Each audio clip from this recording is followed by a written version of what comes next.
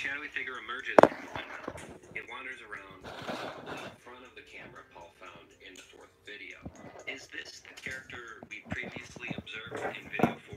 The camera angle seems to rotate, giving us a view of the darkened fields we've come to associate with the so-called New Maker plane. Then we get a shot of a dark circle against a light pink background.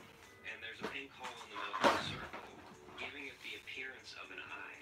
The shadowy figure seems to have a message for us. It arranges a series of blocks to convey a question. Where is my house?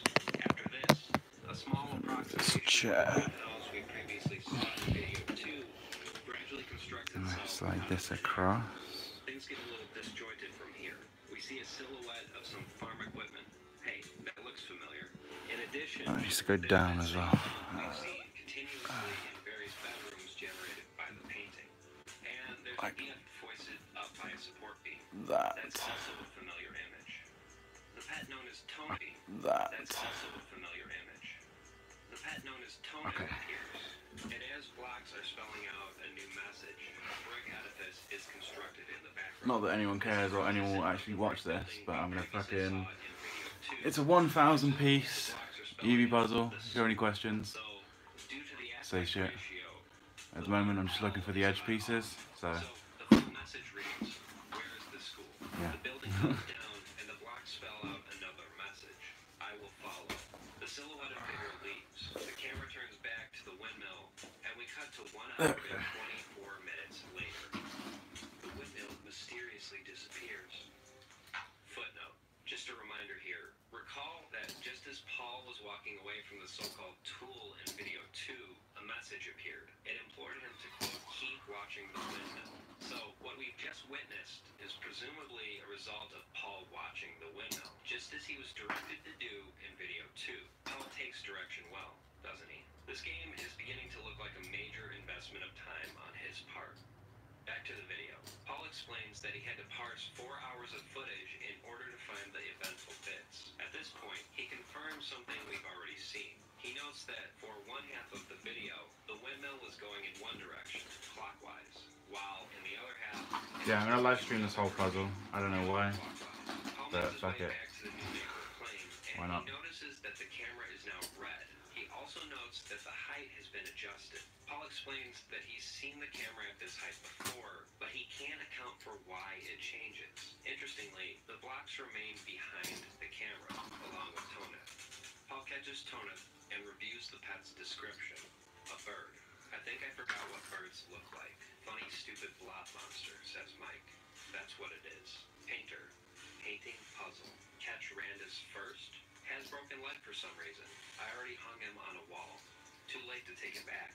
It makes me think about the dog, actually. Because when the car hit him, I thought, at least it will be over soon. The text trails off the description area from here. He survived it, and I was the only one who still wanted to put him down. A dog isn't innocent. When that dog wags its tail and appears happy, it's not real. I guess that's Toneth then. Toneth, Toneth, Toneth, Toneth. And that repeats for 17 times. The end. It's yucky outside. Footnote. So, what the hell do we make of this description? Well, there are a few things I'd like to point out. It should be noted that the speaker in this description adopts a tone that is like no other description we've seen thus far. It's a tone marked by an empty sort of nihilism. And then there's the whole situation with the dog getting hit by a car. Recall the moment in video 2 in which a car passed by Paul without him noticing. I think this part of the game is a representation of the event discussed in Toneth's description. We'll circle back to this in my next video. There's one rather unsettling line in this description that I'd like to call attention to. When that dog wags its tail So I don't know, appears happy, but so basically each of these pieces is a bunch of Pokemon, so this way. So like, so for example this one, Delibird and whatever other Pokemon, but they're also reversible. So you can make an Eevee with all of the Pokemon in the that exist, or just make an Eevee. I'm gonna do both, but yeah, fucking Starting with the harder side first. Now has a few additional fields. They contain silhouettes with images analogous to the diagram Paul saw in the second video. Paul recognizes the shapes, but there's also a totally blank field as well. And there's a message in the start menu. Have you found anything weird lately? There is much to find in this place. Paul calls attention to a certain option in the start menu. Book of baby names. It is not accessible. He assumes that the game was meant to have an option to name your pets. Yet, if this were the case, wouldn't the field say something along the lines of Book of Pet Names? Why does it say Book of Baby Names? He goes back to the tool and asks, where is my house? It responds, you'll never go home. He asks, where's the school? The tool responds, you can't go back in time. At this point, Paul begins to speculate that the game was designed to make it seem like it's inhabited by an entity or some kind of artificial intelligence. But Paul is skeptical of this possibility. He plainly states that if the game were really haunted or inhabited by some sentient being, there would be a real-time sort of back and forth interaction. And as of yet, that hasn't really happened. Paul explains that in an effort to further explore the machinations of the game, he created a new file and started from the very beginning. And tellingly, none of the same sorts of anomalies occurred in this new game.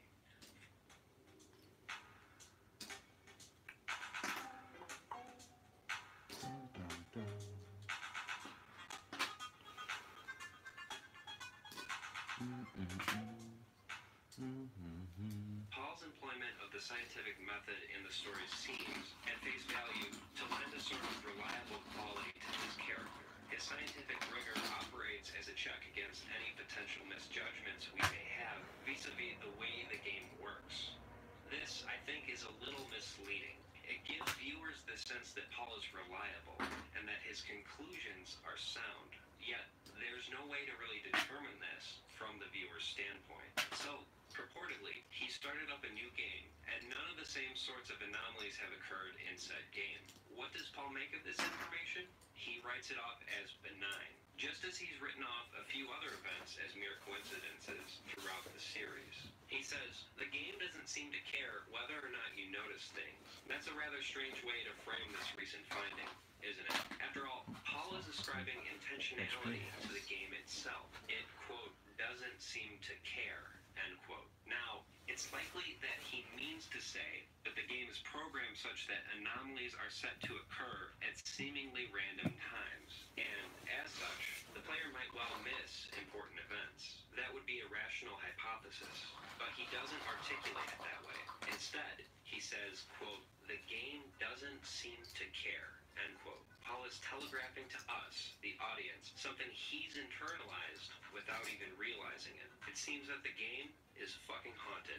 Paul doesn't explicitly acknowledge that he feels this way, but his word choice makes it clear enough that he's beginning to have his suspicions. Whether or not the game actually cares about the player's experience, Paul speaks as though it has the capacity to do so. Now, in my previous video, I made the argument that Petscop works as a meta-commentary on both creepypasta as a genre, as well as the Let's Play format.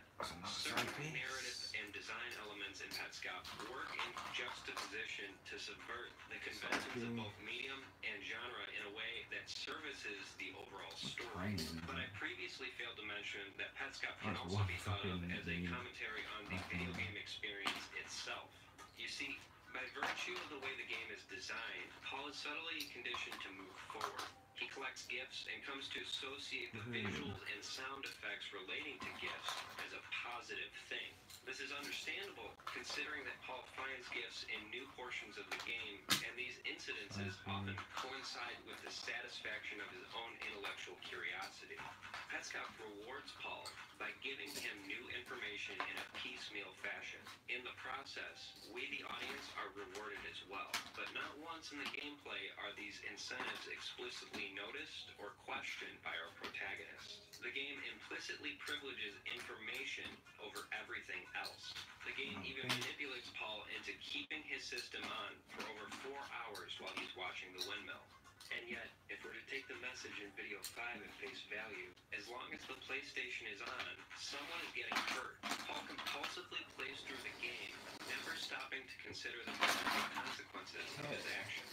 In turn, turn, we compulsively watch the videos, and we eagerly await new material. The game is conditioning Paul, and in the process, it's also conditioning us. We can think of Paul as a conduit through which we, the audience, receive more information about the game.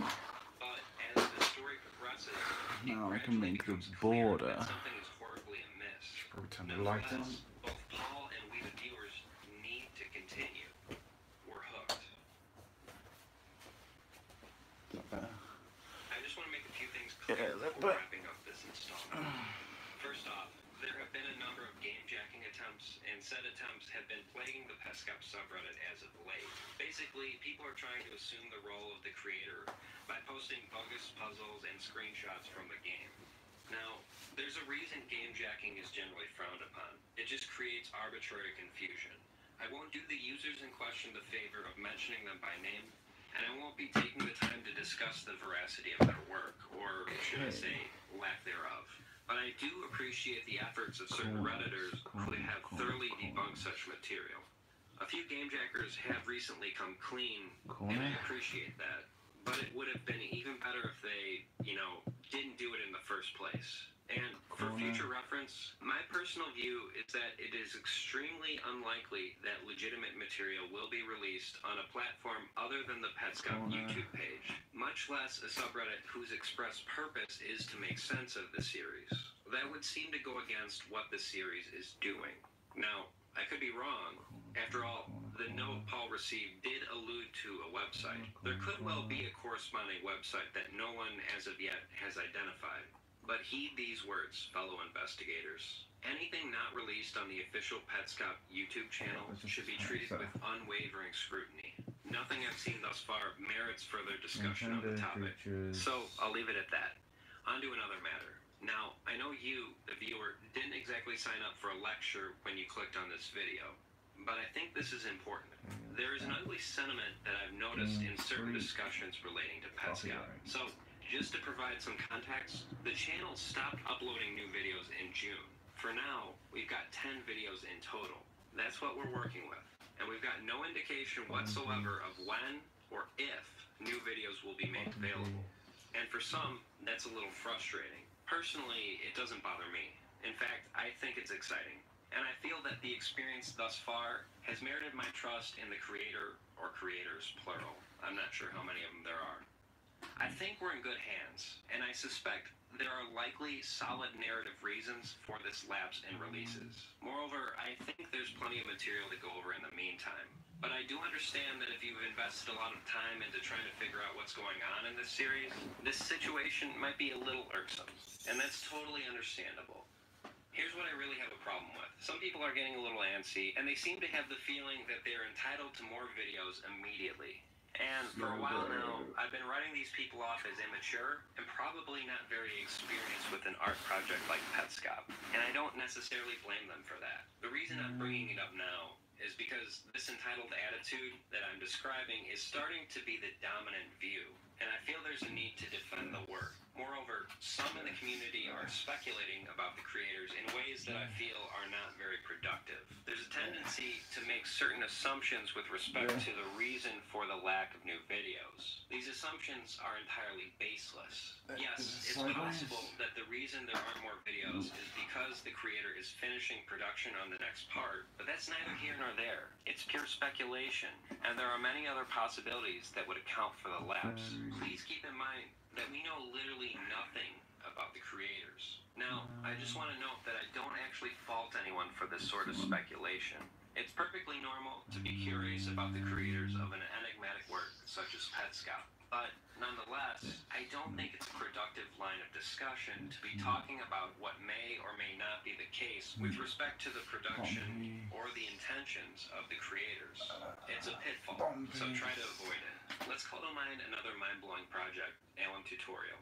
If you haven't seen it, check it out. I'll have a link to the channel in this video description. The storyline there took place over the course of years. At times, there were gaps in the story that were months long. And in my opinion, those gaps were actually a defining quality of the work itself. In my view, these irregular time intervals, when executed properly, have the ability to heighten the viewing experience in ways that traditional media just can't. When I say a piece of art is successful, what I mean is that elements of the piece are such that it creates a cohesive effect in a way that resonates with me. And with respect to Petscop, I think the case can be made that time is an element of the piece itself. Some people don't seem to see this as a possibility. We'll discuss how the piece deals with time a little more in my third video on the series. But the point here is that the sudden lack of new material is not a mark against the quality of Petscop and may, in fact, be working in service of a broader narrative arc. And well, here's why this bothers me so much. The idea that an artist out there might be discouraged from creating a great work on account of short-sighted people who make uninformed generalizations about the artist and expect immediate gratification. I'm sorry, but the very thought of that is incredibly frustrating to me. I'm not saying that the work should be immune to criticism, but you've got to criticize the work on its own terms. And please, stop framing this project as a commercial product rather than a piece of art. There's a fundamental distinction in the way you discuss these things. I mean, really, some people actually expect this project to have the pacing of a television series. Seriously. I've had discussions with people who argue that Petscop would fail if it aired on TV at the pacing it currently employs. You know, because people will lose interest. If that line of thought isn't self-evidently wrong to you, I don't really know what to say. But let me give it a shot. Hinging the success of a piece of art on metrics such as, quote, audience engagement, which is a horseshit buzzword used by so-called social media gurus, or how well it performs by the standards of an entirely different medium such as television, is an intellectually bankrupt venture. It's certainly true that the project's future could rely on funding from ad revenue generated on YouTube, but that's an entirely different discussion. The fact that people might lose interest within the span of a few months between when the videos are released does not have anything to do with whether or not the work is successful in an artistic sense. All it indicates is that, to state the obvious, some people are impatient.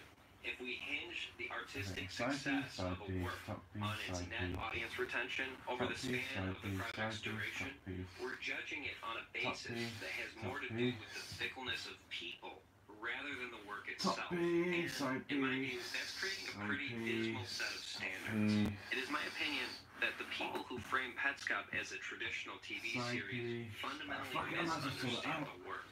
If you come into this expecting resolution and immediate gratification, you're going to be disappointed. There are no quick and easy answers here. Not everything is entertainment for you to mindlessly consume. I know I've said it before, but it bears repeating here. Some things require time, effort, and work to appreciate. If that doesn't appeal to you, that's totally fine. I understand that not everyone has the luxury of investing time into understanding a project like Petscop. There's no shame in that. But don't judge the work on the basis that the answers are being spoon-fed to you. And certainly don't judge it on the basis that it will fail as a television series. Please, I'm begging you, stop advancing this toxic mindset. Okay, well, if you've made it this far, thank you for suffering through my lecture, and my apologies if this was a little tedious for you, but I think it needed to be said. So, winding down, I've talked a lot about Petscop in relation to genre and medium, but I also think it's important to analyze the work from other angles. And as I stated in the first installment, Petscop works masterfully to illuminate the human condition, particularly the lived experience of a child who's experienced abuse. I'll be getting into that aspect of the series a little more in my third installment after I've broken down the remaining videos. That wraps it up for this installment of Nightmare Masterclass. Thank you for watching, and good night. Left side. Left side, left side. Right side, right side. Left side, top side. Right side, left side.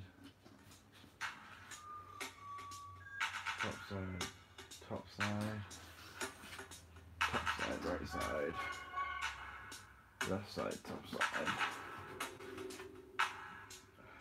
bot side, right side, left side, bot side, right side, left side, top side, right side,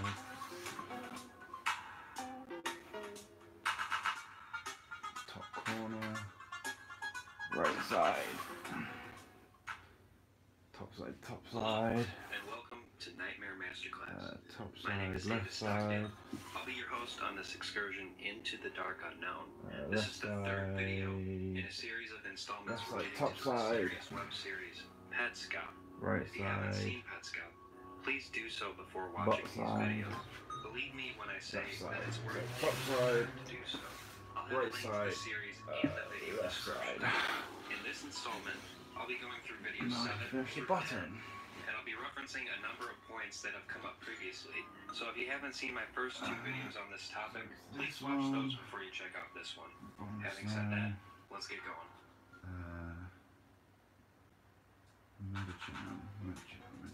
This one?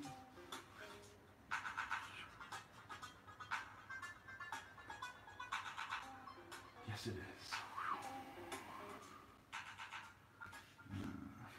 The 7th video was uploaded on April 29th, 2017. It starts off with Paul revisiting Quitter's room. He doesn't talk much. We can see that his mirror image is still there. It mimics all of his actions point by point. Paul moves to the upper right-hand corner of the room. His mirror image is out of view at this point. And let's take note of the time on the clock, 4:30.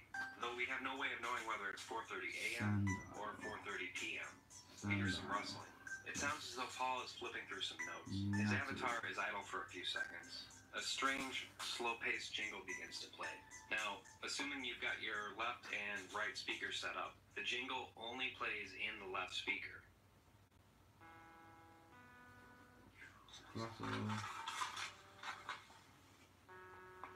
This jingle gets Paul's attention. He moves to the left side of the room, and his mirror image is conspicuously absent. Footnote. I've attempted to analyze this jingle, and as best I can tell, there's not really anything all that remarkable about it. The jingle does seem to move from a series Question of is, does the disjointed camera notes to a more coherent melody, and music does seem to be an important component of the series. Recall that in the very first video, it was required of Paul to run on a treadmill, which adjusted his clone's position on a keyboard. Yes, it was convoluted, but solving that little puzzle allowed Paul to catch another down. pet. Keep this in mind because it's going to come up again. Back to the video. When the jingle stops, Paul's mirror image pops back into existence. Again, it follows his movements precisely. Paul takes a look at the note again. Another backwards message appears. This time, it's bright purple. Come here, it reads. There's a zigzag line above the text. Paul returns to the object, and to his surprise, it already has a message displayed. It reads, I love you. New maker, please show Marvin where his house is. Again, the object has turned purple. Based on this message, Paul deduces that Marvin must be the shadowy figure we saw in the previous video, since that very same character previously asked, where is my house?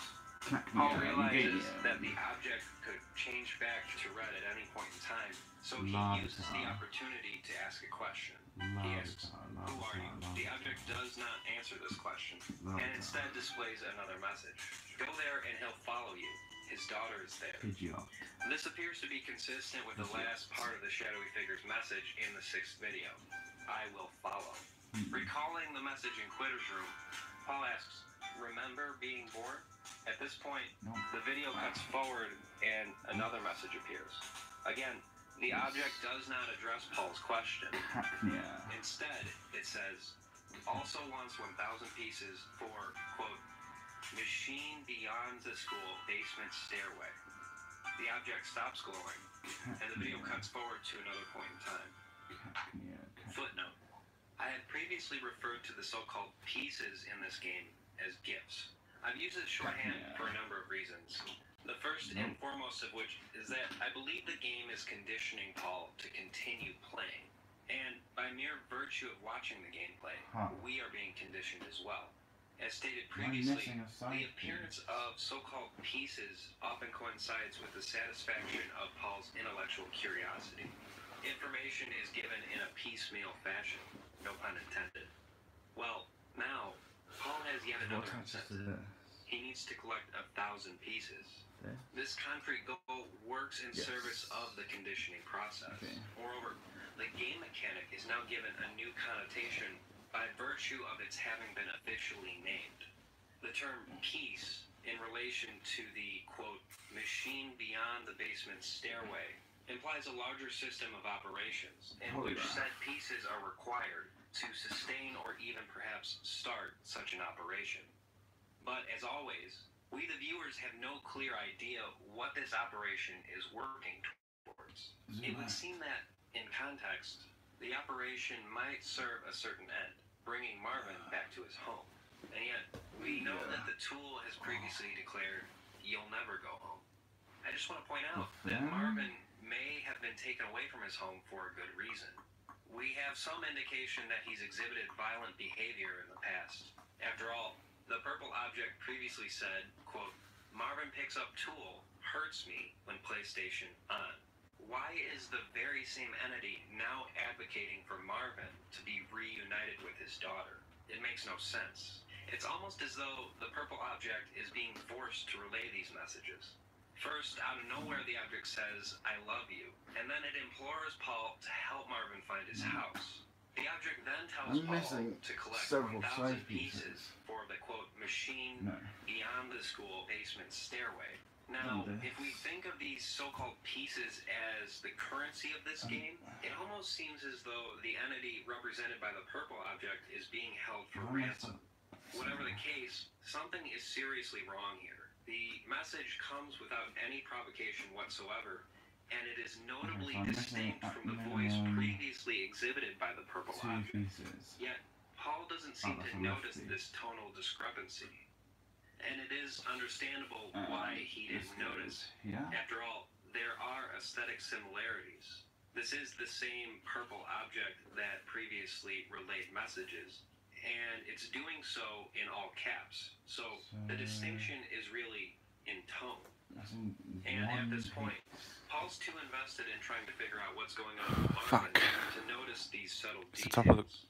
Back to the video. The top of the puzzle's miles off the camera. Last text and goes up to the turnstile. Yeah, he opens his that's fine. I'll just move the board. Text in the upper right reads, "Take them home." Paul goes to his pet inventory and a message pops up. It says, quote, "Child library accepts people." The word people is in dark purple. Each time he tries to select one of his pets, the message reoccurs along with an adverse sound effect. Paul reviews his inventory and speculates that the 3 shadowy figures are indeed people. Paul exits his menu and walks frantically to the left, then goes back into his menu. Presumably, he's just making sure that the message only pops up when he's at the turnstile. But in the process, we the viewers are given a new bit of information. Paul selects a pet named Pen and quickly goes through its description. He scrolls through it far too fast for anyone to read, but I pause the video and here's what it says. Pen is an aspiring mathematician. She's entirely deaf. She doesn't know what sound is, let alone music. I don't know what she's doing here. Paul moves on. Footnote. So let's think about this description. Pen is deaf, meaning she's unable to perceive sound. As such, she has never heard music, and yet a specific musical interval was required to catch her. But the game associates musical intervals with numbers, and tellingly, Pen is a mathematician, so she can perceive numbers, but not music. If Pen was an actual person, and if she was to approach this puzzle herself, she'd be able to figure it out based merely on the visual and numeric information displayed on the screen. But she'd be missing a significant component, the music. Perhaps Paul is missing something as well. If we think of music as a representation of sentiment, and math as a representation of logic, it would appear that the work is making a point about the limits of perception. Any moral approach must take into account the experience of other people. And yet, our protagonist selectively favors certain information which compels him to move forward. And he ignores information that actively discourages him from moving forward. Specifically, he ignores the message initially given to him by the purple object. Quote, "Turn PlayStation off," and, quote, "Marvin picks up tool, hurts me when PlayStation on. I would argue that Paul is conditioned to do so by the maligned game, and perhaps this comes at an untold cost. Maybe the series is making a larger point about the nature of certain incentives in our society. Think of the ways in which we are sometimes conditioned to selectively favor our own narrow interests over the well-being of others. Back to the video. The video cuts abruptly to Paul back to work at the easel. He generates a room and quickly explores the area. On the table, there's a blue model car and a Rubik's Cube. The carpet has a pattern containing stars, a gift box, and binoculars. Paul explains that he's entered the very same pattern on Michael Hammond's grave, except this time he's left off the eyebrows. This is presumably due to the enigmatic note he read in the third video. Quote, "Your wife says care isn't growing eyebrows. You say that's a puzzle." Paul seems to think eyebrows hold some significance in the game. He tries I'm missing one piece on the right side. that he's entered the pattern Two pieces left side. care, except this time One piece he's right included side. eyebrows. Recall that in video 3, Paul generated a room associated with Care's face pattern, a pattern which did not contain eyebrows. It was a room devoid of color. There was a pack of crayons and an object we've come to recognize as the tool on the table. Well, this time, the room is shaded in purple. Paul looks at the table. It's got 3 building blocks with the letters C, R, and E. In addition, there's something to the right, but it's blocked out. Paul explains nervously that he's put Mike's eyebrows on Care's face. He seems a little taken aback. He's not sure if this particular room holds any significance, but he seems to focus on the censored item on the table. The video cuts abruptly to a black screen with a message. The message isn't for Paul. It appears to be for the viewer. We've had to cover something with a black box. Right now, we can't say why. Some other things we're expecting to, quote, censor in the future, quote, a big present with a sticker on it, quote, something on a wall in a black house, quote, written on a chalkboard. And that's the end of the video. Footnote. Note that the message says we. That's an interesting choice of words. After all, up until now, it might have been safe to assume that Paul has been uploading these videos all by himself. It would appear that, based on the context of this message, there's a number of people behind this operation. And there's no indication that Paul is even one of those people. It could be that these videos were found at a later date in the very same way that Paul found the video game. Or, alternatively, it could be that Paul has an accomplice. Perhaps it's the very same person he's spoken to in previous videos. But, if that's the case, why is there such an abrupt change in pacing and tone here? Why was it necessary at this specific point to directly address the audience? As far as I'm concerned, there's really no way of knowing based on the info we're given. What we can say for sure is that, for some reason, the parties that have uploaded these videos have decided to censor this item, and a few additional items in future videos. Okay, that does it for video 7.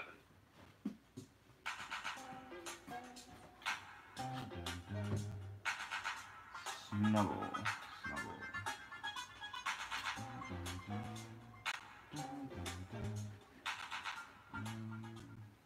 Video 8 was uploaded on May 9th, 2017. It opens with Paul inspecting a tunnel. It's the very same tunnel we previously observed in the second video. Cars speed through the tunnel, and if you take a look, they're actually enlarged versions of the model cars we've previously seen on the table in the bedroom at various points throughout the series. Interestingly, the game is programmed such that whenever Paul steps onto the road, the cars stop driving by. Footnote. So, at this point, Paul is covering an area that he's already explored, at least to some degree. Paul walked by this very same tunnel back in the second video. In that part of the series, we saw a glimpse of a car passing by. Now, if Paul noticed the car back then, he didn't seem to think it was all that remarkable. But I would venture to guess that he didn't actually notice it. At that point, I think he was a little too bewildered by the depth of the game's hidden level. Well, now, Paul is doubling back, taking another look at an area he's already traversed. So, I would speculate that he's run out of adequate leads in other parts of the game. And whatever it was that was blocked by the censor in the previous video has motivated him to be a little more thorough. let's call to mind the description of the pet known as Tona, as it appeared in video 6. This description was notable for its grim tenor, and it made reference to an incident involving a dog getting hit by a car.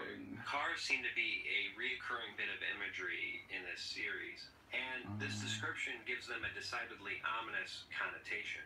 Given this information, the fact that cars stop driving out of the tunnel whenever Paul positions himself in front of the path, well, that's pretty conspicuous if you ask me. Back to the video. A figure suddenly emerges out of the tunnel and begins walking quickly to the left. Paul is startled, but he has the wherewithal to follow the figure. Note that the figure's pace is slightly faster than that of Paul's. The figure leads Paul to inspect the picture of the brick building, which at this point, we'll just go ahead and assume is the school. Paul views the school, and the figure circles around him as if to emphasize the building's importance. The figure then leads Paul to the picture of the house and repeats the very same motions. Paul then speculates that this figure is Marvin, the very same shadowy figure that appeared in the trippy windmill interlude from video 6.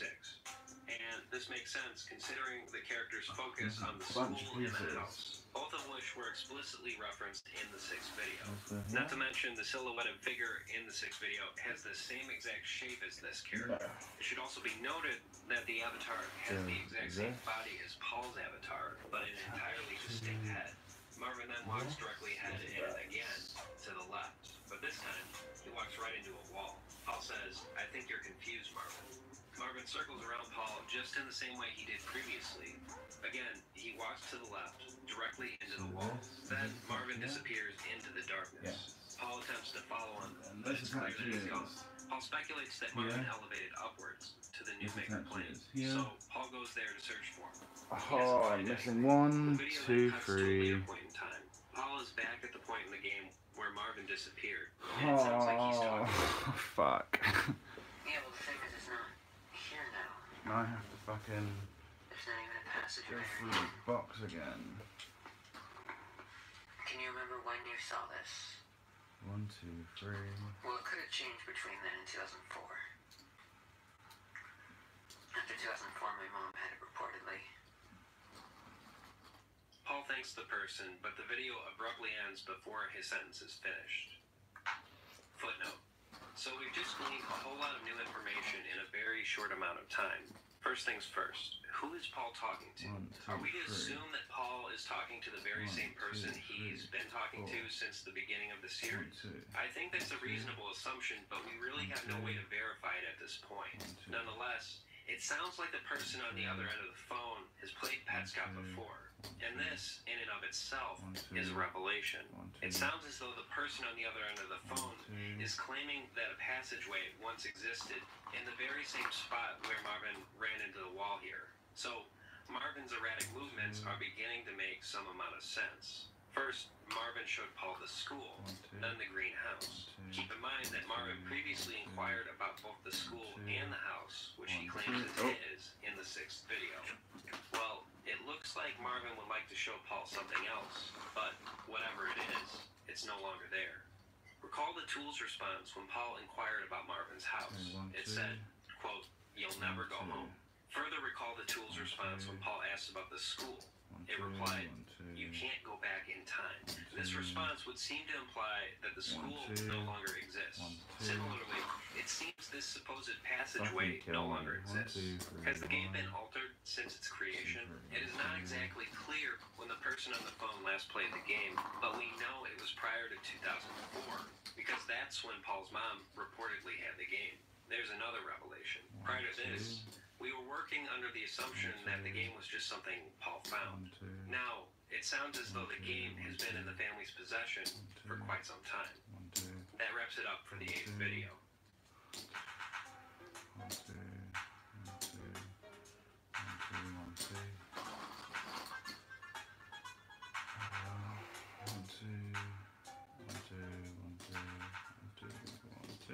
The 9th video was uploaded on May 24th, 2017. It begins at the start screen. The loading screen immediately follows. Note that it depicts an overpass with a road running through it. The game goes to a demo mode, something we haven't seen before. At this point, Paul hasn't said a word. The avatar traverses through the so-called gift plane and gets on the treadmill, the very same device Paul used to catch the pet known as Pen in video 1. But this time, the keyboard that was previously laid out next to the treadmill is gone. The avatar walks on the treadmill until the number is reduced from 16 to 3. The avatar stays on 3 for quite a while, then continues to 0. Footnote. There's a remarkable consistency to various factors in the game. For instance, let's take note that the number display on the treadmill alternates between red and pink. Even numbers are displayed in red, and odd numbers are displayed in pink. Let's harken back all the way to the very first video in the series. Remember the sign on the path leading into the gift plane? Well, it referenced a few numbers. The sign said that the gift plane once provided homes to over 100, quote, young pets, and a total of 48 remain. The sign encouraged the player to visit their 8 homes in the gift plane and, quote, find some friends to take home with you. Now, do you notice anything interesting about these numbers? Both the numbers 48 and 8 are displayed in red. What do these numbers have in common?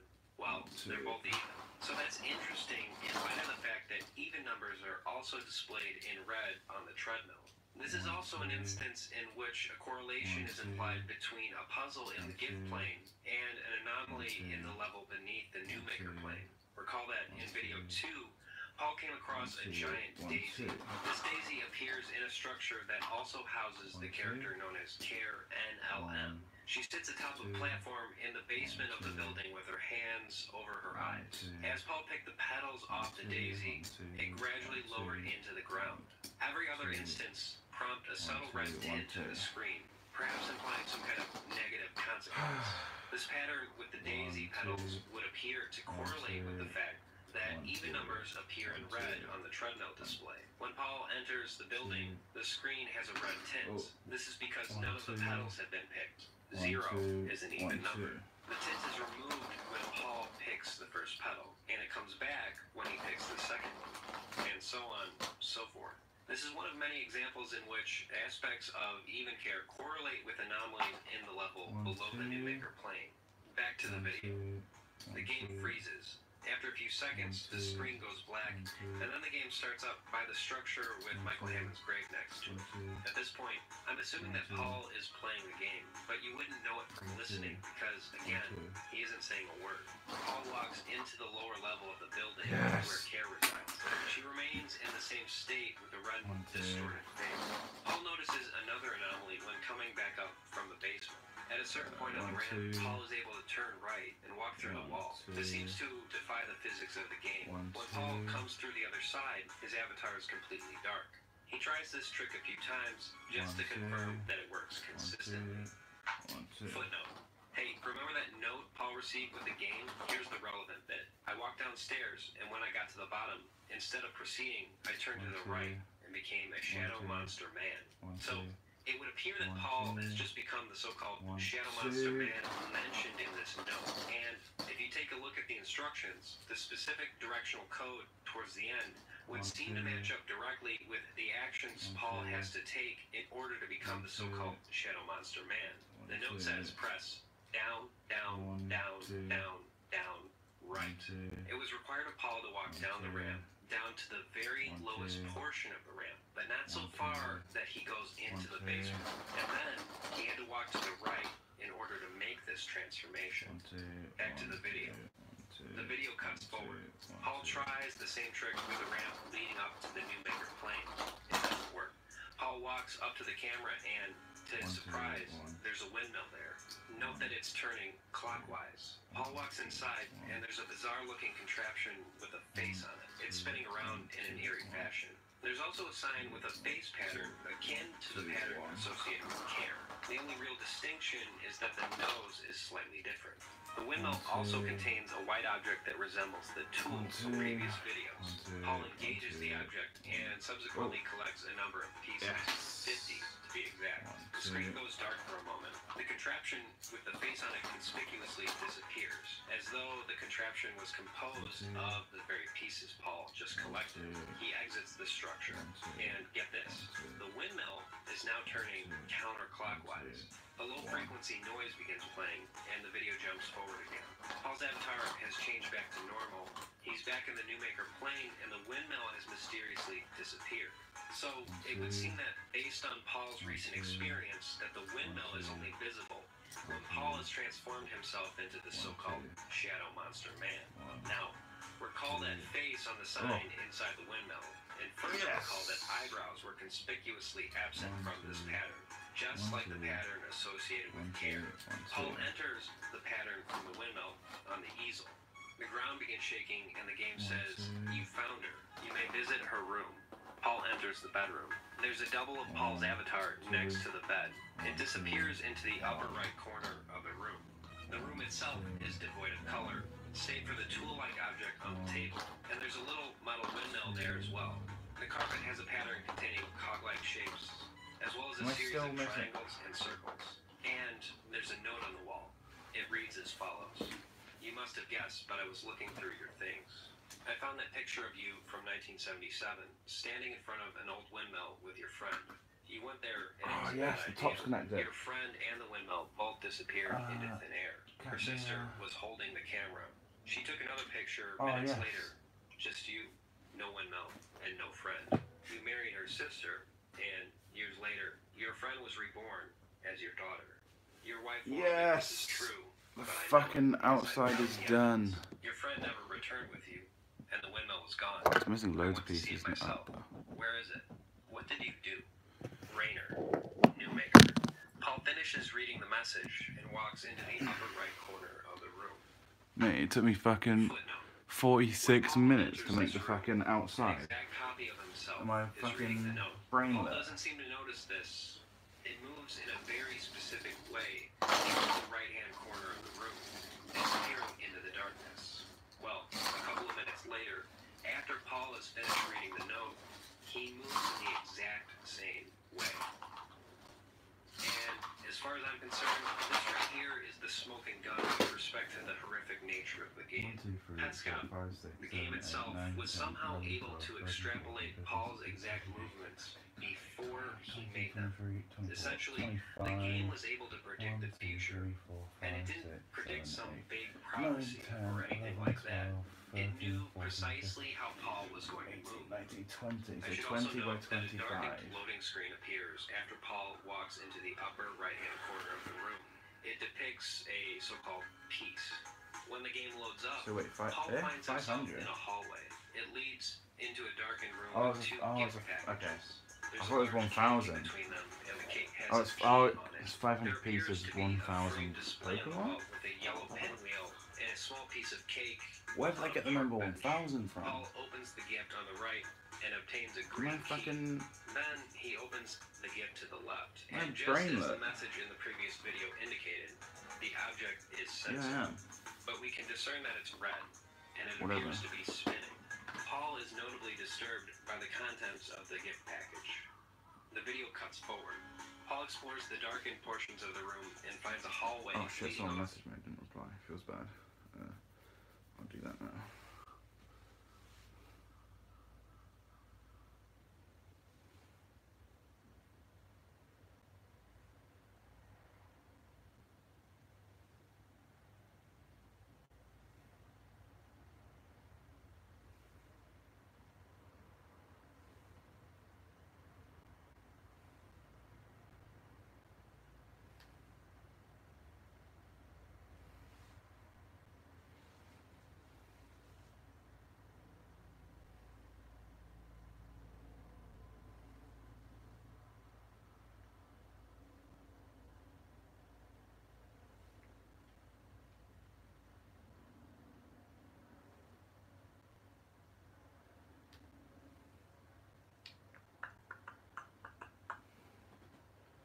Fucking yikes, this is gonna be a hella hard fucking puzzle to solve. Especially if it took me fucking 50 minutes to make a fucking border.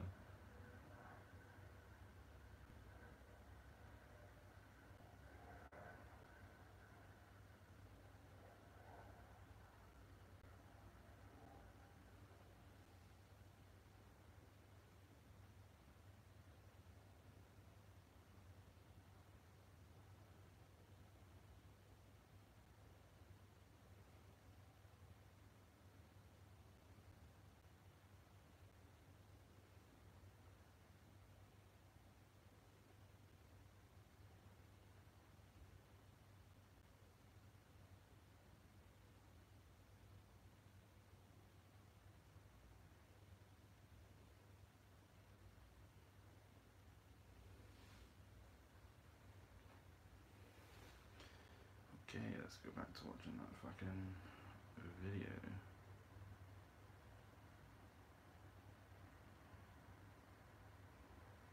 Leading off to the left, there's another gift. He opens it and is transported into the darkness. We hear a high-pitched angelic tone, and Paul ends up back in what I presume to be the darkened fields of the New Maker plane. This time, however, there's a brick edifice. Check out the symbol above the door. Paul enters the building and there's a loading screen. He Three reappears handfuls of plane, pieces. but he's in an unfamiliar part of the level. Footnote. The symbols that scroll across the background in Even Care correlate with different portions of other parts of the game.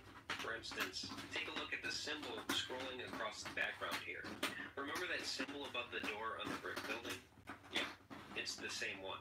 But the correlation goes way beyond that. I'll touch on this in my conclusion, so keep it in mind. So, it turns out that this is what's on the other side of the closed door that Paul previously wasn't able to go through in the very first video. He comes out the other end This is and gonna be winds up fucking... in the first room of Oh, Even Care. I can push Paul it goes this way. through Even Care and reads all of the signs to see if any of them are different.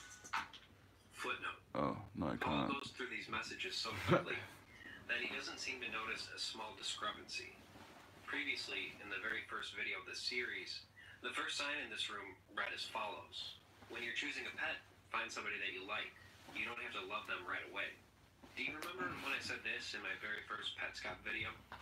Tellingly, one of these signs implicitly grants personhood to these so-called pets. After all, you wouldn't traditionally refer to your dog as, quote, somebody. You wouldn't go to the pound looking for a dog and hear the proprietor say, find somebody that you like. They're far more likely to say, find one that you like. Piece one. Okay, well, take a look at the sign now.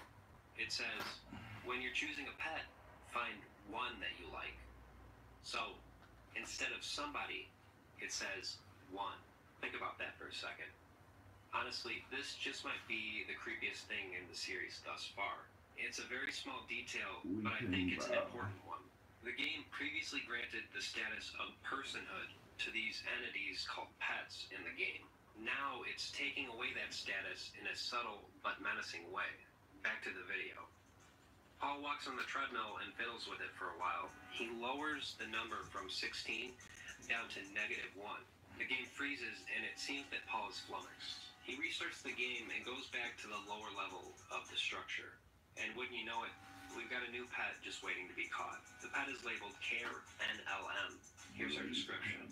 Care NLM escaped from the school's basement and wandered the New Maker plane for days. To catch her, you had to lie, but it may not be a lie forever. You're the New Maker. You can turn Care NLM into Care A and close the loop.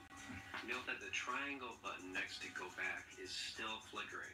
And let's take note of another conspicuous message in the start menu. It says, quote, you're in the other place too.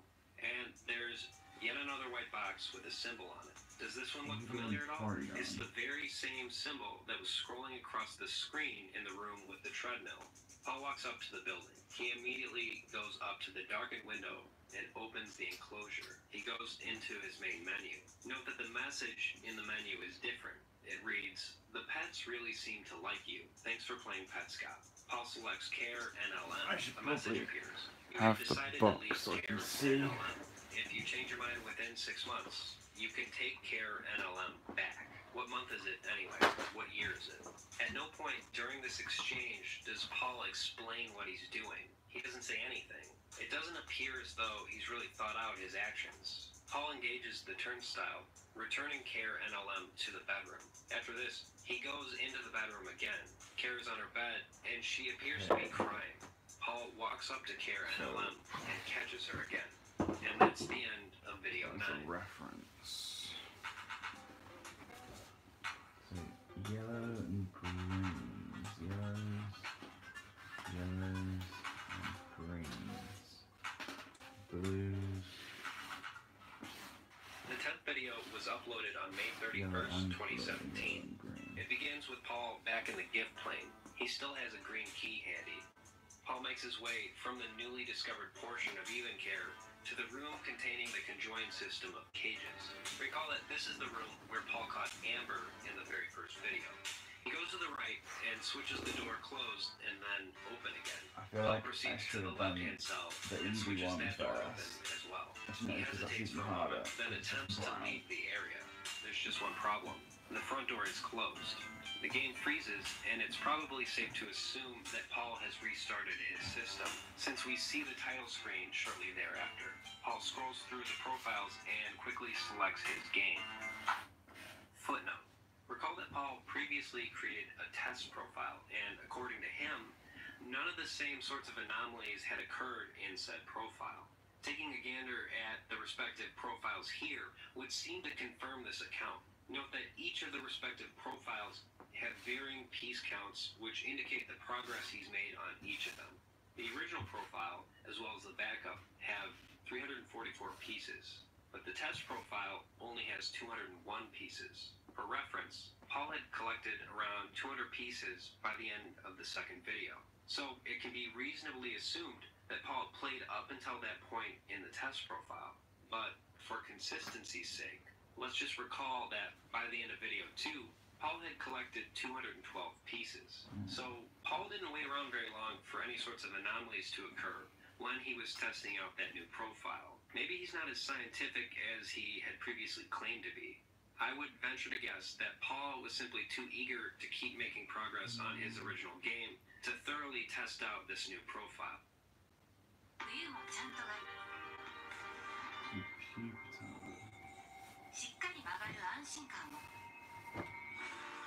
Alright, YouTube, mate. Shut up. At this point, Paul hasn't said a word throughout this video. The game boots up, and Paul starts from the very same point in video 9, where he's transported through the gift. The video cuts forward, and he moves through Even Care. He goes into the room with the conjoined cages, and this time he veers to the left. The cage door on the left is already open. Note that in the previous instance, the door on the left was closed. In a display of accomplishment, Paul says, "There you go." The video cuts forward, and Paul's back in the lower level of the game. Footnote. If you thought that the treadmill thing was convoluted, just wait till you get a load of this. Recall that Paul initially caught the pet notice Amber by locking himself in the prison cell. As a result, Amber jumped to the left side of the cell, seemingly encouraged by the notion that Paul would be staying in there. But after catching Amber, Paul circumvented the cell door by moving through an unseen passageway in the room. I previously wondered about the deceptive nature of this action. Well, now, it seems that it is required of Paul to pull off a similar feat here in order to reach the next part of the game. Except this time, he has to do something a little more complicated. By opening both cell doors, Paul has engaged a mechanism that causes the door leading to the Newmaker plane to shut. And remember, Paul's character doesn't know how to open doors. He's effectively locked himself in Even Care. So, Paul has to intentionally crash the game in order to get back to the Newmaker plane. Let's recall the term Panic SV in relation to both Paul's original profile as well as his backup. Many seem to think Panic SV stands for Panic Save, a function that saves the game in case of a crash. So Paul crashed the game as a workaround to circumvent the closed door in the gift plane. And with the help of the Panic Save function, Paul was able to do so while keeping the changes he made in Even Care. So what he's just done is analogous to his actions taken in order to catch Amber. Back to the video. Paul goes into Quitter's room and surprisingly, he's able to access the left side of the room where his mirror image had previously resided. There's a white block on the bed with a symbol on it. Does that symbol look familiar? Oh fuck, I'm literally holding up piece right It's now. the very same symbol that scrolls across the background in Amber's room. Paul looks at the note on the wall. It reads, "Do you remember being born?" Whereas previously the note was backwards on the right side of the room. This time, it's forwards. Note also the clock position is different on this side of the room. It's positioned at 5:05 instead of 4:30. Paul returns to the tool and inquires, "What month is it?" A blank calendar pops out of the tool. Paul asks, "What year is it?" The video jumps forward. Note that there's no calendar this time. Now, this would indicate to me that Paul has restarted the game. He asks the tool, "Where was the windmill?" A giant black box covers a majority of the screen, indicating that yet another item has been censored. At this point, the video abruptly ends.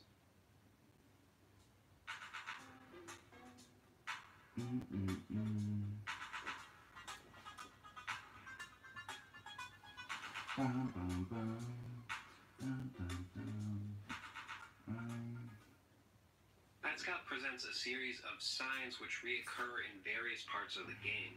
The matching symbols hint at a larger correlation. Events that occur in the gift plane seem to influence events that occur in lower levels of the game. The symbol on the white block in the lower level of the structure where Care NLM is caught is the very same symbol that scrolls across the background in the room with the treadmill. In order to catch Care NLM, Paul has to adjust the treadmill to -1.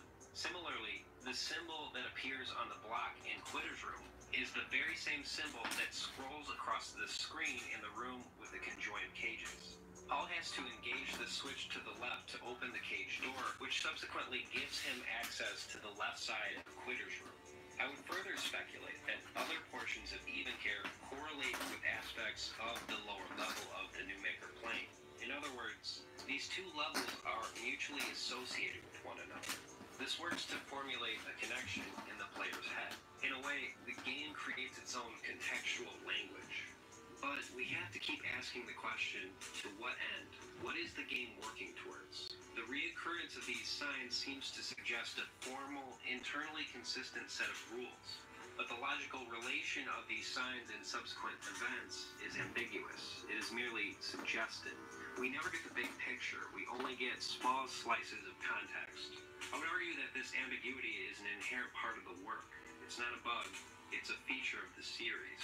On to another topic, the sensors. Some casually dismiss the sensors as a cheap plot device, but I have yet to see such critics address the following question, which inevitably arises from this line of criticism. Cheap in relation to what? If it is not yet clear the purpose of such a device, and I haven't heard a coherent account for it as of yet. Okay, an hour. I will come back later and do another hour. For now, I will charge my fucking phone.